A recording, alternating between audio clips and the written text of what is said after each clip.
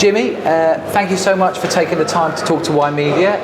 You have an interesting story, I think, to tell. We are obviously at the Momentous event today, and we've listened to you talk just now on stage. But is it okay for us to maybe just understand a little bit about your work in terms of how you co-founded the business of Wikipedia and your latest venture? Yeah, great. Yeah. So I founded Wikipedia. I guess it's 16 years ago now, and it was really built as a community organization. So everything that you see on Wikipedia is written by the community. It's really quite unique in that regard, but it's grown to be the number 5 website in the world. Yeah.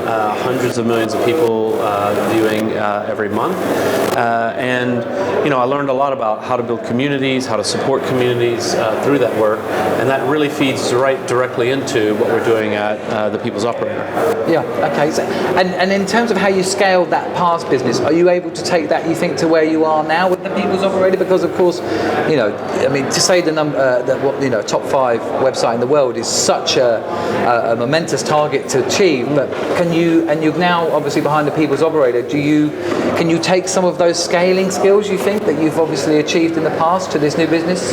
Yeah, I think so. I mean, the premise of the People's Operator is we give to the consumer is we give 10% of your bill to the cause of your choice, 25% of the company's profits go to charity, and we ask you in return, please tell people about it. We're not going to spend huge amounts of money on advertising. Our advertising budget basically goes to the charities. So we want it to spread virally, word of mouth, through the internet, people telling their friends. And that starts, it starts small because that's the way viral growth starts, and then it grows and grows and grows and grows. But it also cuts across boundaries. So in the long run, we have global ambitions. We have people from 100 different countries signed up on the social platform, but the phone business, when you sign up for phone service, we have to negotiate deals with existing mobile carriers on a country-by-country basis. So it's going to take us a while to roll out in a global way, but that is our long-term ambition. Right now, we're really focused on the U.S. market and the U.K. market. U.S. market in particular is very lucrative, and we're seeing a lot of fast growth there.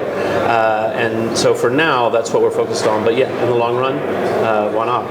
And how are you finding those operators? Are they being helpful in terms of helping you roll this out, or are they too big to move? Because I think sometimes some of these big corporates can be quite slow in terms of being able to make decisions. Both, of course. I would say our partners have been generally fantastic, sometimes frustrating because they are big, slow-moving companies, but that's not out of any real failing. It's just that's the nature of the beast, But what the mobile carriers are very interested in is that our business model is completely different from theirs, and they're all, in a way, a little bit generic.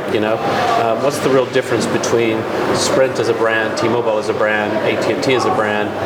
Not that much. It's a phone company. We have a different offer that's very interesting to consumers, and they think that's actually quite exciting and interesting because they want us to go and steal customers. We're wholesale customers, and they want us to get customers. So you're adding value, basically. You're adding value in a different way. Exactly.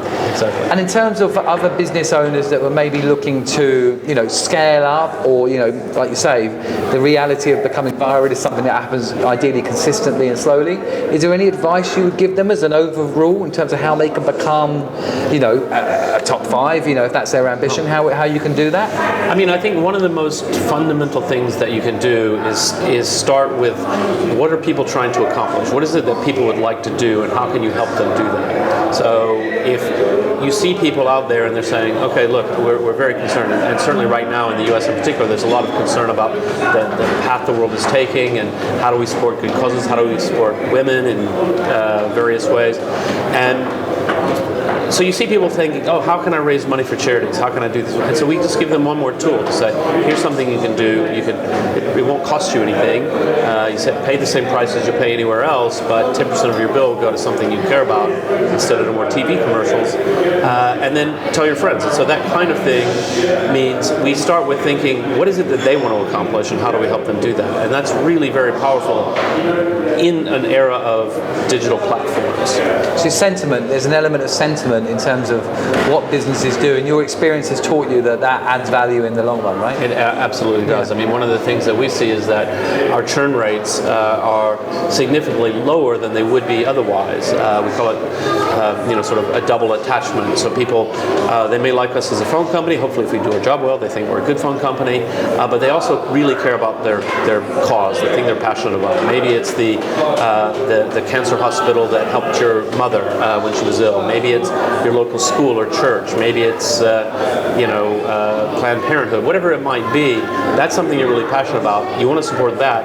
You're not going to churn off of our network because you see a deal that's £1 better. Like, that's not really that interesting to you. What you're really interested in is supporting the cause. So you have to create something quite big to make a difference, as it were. Yeah. And then I mean, obviously as an English business person who is also a fan of the US, but you've decided to make London your home for the last 7 years. Yes, that's right. And you were obviously taking an interest in the UK's tech community. What's made you make that decision to say, actually, I'm excited by what's going on in UK tech as opposed to US tech? Yeah, well, I mean, London's a great city. I mean, all the cliches are actually true. My work is always global. I'm working with community members all around the world, and it's 8 time zones to Hong Kong and 8 time zones to California, and past that, well, it's hard to have a phone call with Hawaii, but there aren't that many people who live out in the Pacific Ocean.